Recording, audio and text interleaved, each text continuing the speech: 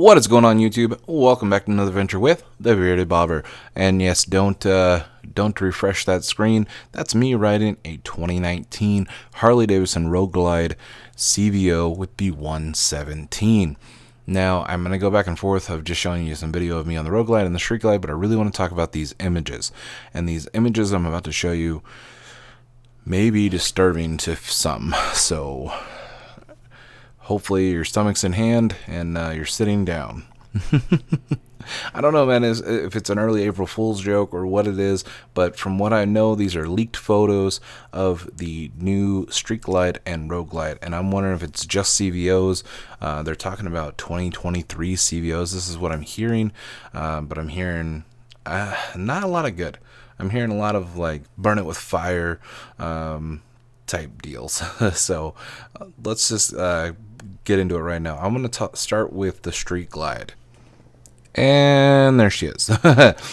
So let's break down a couple things first. First off, this could be a joke, guys. I have no idea. This could be something custom. This could be Photoshop. I'm having a hard time seeing it being Photoshop. Like somebody may be able to break this down for me. I'm not seeing anybody saying it is.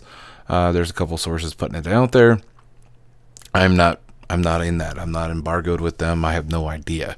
I'd love to be pressed with them, but I have no idea. So I want to break down my thoughts on this. First, this is my first impressions of it, really. From this angle is all we have of the Street Glide. And there's a couple things going on here. First, I want to talk about the pros. They're all they're all pros. I'm not mad at this one at all. Now, the inverted forks. That looks fantastic. We all know inverted forks work really well. The brake setup looks really good from what I can tell in this photo. The lights look super bright. They look like something you'd get aftermarket. And then also the turn signals being inside the fairing. Looks an awful familiar, if you're asking me. Just the idea, I guess, is what I'm saying. I know there's custom places that have done it. I believe Lloyds did it on a recent Roadmaster or Chieftain build that they did. But I'm just saying, this one has a classic style on the Roadmaster and on the Chieftains when they originally came back. But the integrated turn signals, to me, I really like. Some people are like, doesn't let you get enough room for customization. It's already there, and it's good lighting. This old fairing I really like a lot. I think it's really nice. But going back to the Street Glide, I do believe it's a CVO. I believe that they may move on to this. But I think they're going to be smart about it and have the old fairing for the lower models, the new fairing for the CVO, even though a lot of people are going to want this one, I believe, at first, because the rumor is that this bike will be a mid-year release. Like I said, unless this is old satire, I don't know. But if it is, let's look at it like this is what they should build. For the Street Glide, they should build this bike. So if this bike is just a joke, whoever made this, Harley, make it. Make that. That looks nice. I like it. I think it's a very, very good looking bike. I think the headlight would be fantastic. One thing is, a lot of people are like, oh, are they going to have automatic windshields? No. Look at the top right there. That's a bolt-on setup for a fairing, and you can, for the windscreen, and you just change the sizes. It looks bulky enough that it could have something under there, but that looks like a normal windscreen style setup from Harley Davidson. Hold on to your hats. This is where things get crazy. I have no idea what's going on here. I think everything is not correct proportions that we're seeing. Let's break this down. So first off, the headlight looks very familiar. That looks like the aftermarket one that has been getting put out, which is very popular and for good reason. I think it looks cool. I don't know what's going on here, though. I kind of think that if this is real, once again, I want to say that a few times, that I feel like it's a leak for the April Fool's joke. I don't know. Now, a couple things make sense to me. The forks make sense because they're trying to chase everybody else. The wheels look like they're normal, like the CVO wheels I think they had before, which I think those wheels are dope.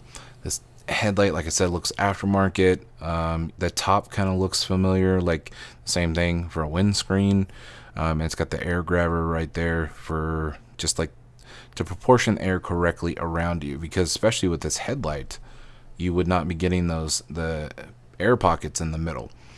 If this, once again, if this is even real, I have no idea. It could be a master photoshopper.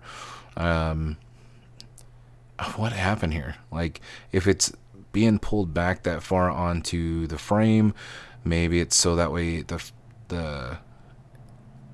fairing's mounted a little bit better. I don't know. I know there's like a difference, especially with the Challenger being like part of the frame, like frame mounted, versus the way they did frame bolted, or how. I don't remember how they worded it, but I know there's like just definitely a difference in the Road Glide and the Challenger of that aspect. This thing just looks insane. Like, the paint job looks cool. We can start there. Paint job always looks good. But let's take a look at the side view. The side view definitely looks way wonky. Like, they used a fisheye lens for this whole thing, or maybe just, once again, maybe it's just a Photoshop, but not a great Photoshop, but enough to go, what the hell's going on? Okay, here's the big, like what? What's happening here? Like, once again, wheel looks cool. I don't know. Like, it super looks just way off right here. Could be bad proportion. I know there's a couple people like, it's bad proportion, or it's just fat Photoshop. Maybe they added some stuff to it. I don't know. Like, from this angle, it looks kind of off. Like, the headlight looks off right there. Or if, like, looking at it now, like, if we look at the photo side to side, it doesn't look the same. Yeah, that does not look the same right there. God, I don't know if the camera could just be that far off, or like what we're seeing. But let's break down some of the stuff that we do know, like from this photo. The inverted forks, we get a good angle here. We get that same wheel. But right there, if you can look at the case of the engine, a 121. So another thing that makes me think CVO.